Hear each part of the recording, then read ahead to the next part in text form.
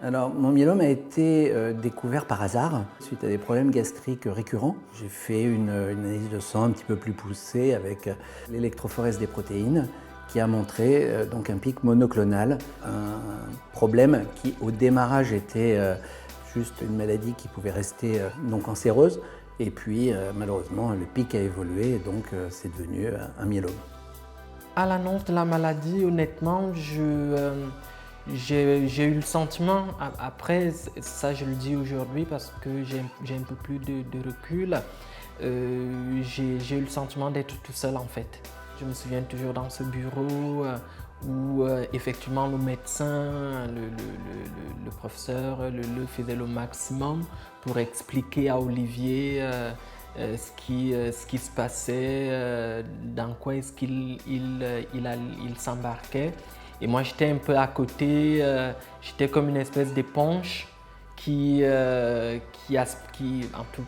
aspirait tout ça, mais de façon assez, assez passive. Je ne savais pas trop quoi faire, mis à part écouter et subir.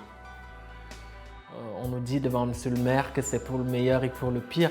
Et j'avais vraiment le sentiment qu'à ce moment-là, il fallait être là, il fallait être à ses côtés, il fallait être présent. Et c'était important d'être là, oui. Et c'était pas facile, mais c'était important d'être là.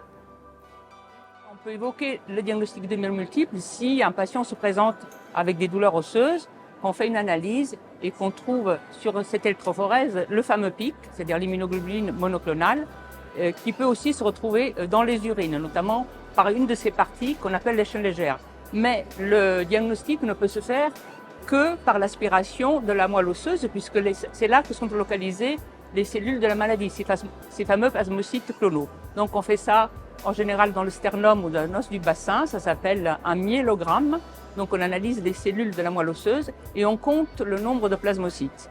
Et on diagnostique un myélome multiple quand ces plasmocytes tumoraux, donc clonaux, représentent au moins 10% des cellules.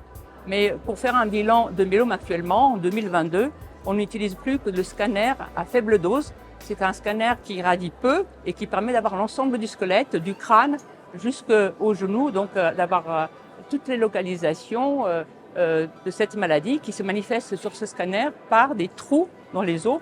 On peut aussi faire des IRM, donc des images par résonance magnétique, du rachis, du bassin, mais aussi du corps entier. Et un dernier élément dans cette imagerie du myélome est ce qu'on appelle le TEP scanner, qui conjugue deux examens. Le TEP qui est un examen fonctionnel, on voit des nodules plasmocytaires qui sont, comme on dit, hypermétaboliques, et la partie scanner qui met en lien ces nodules avec justement des trous, une atteinte osseuse.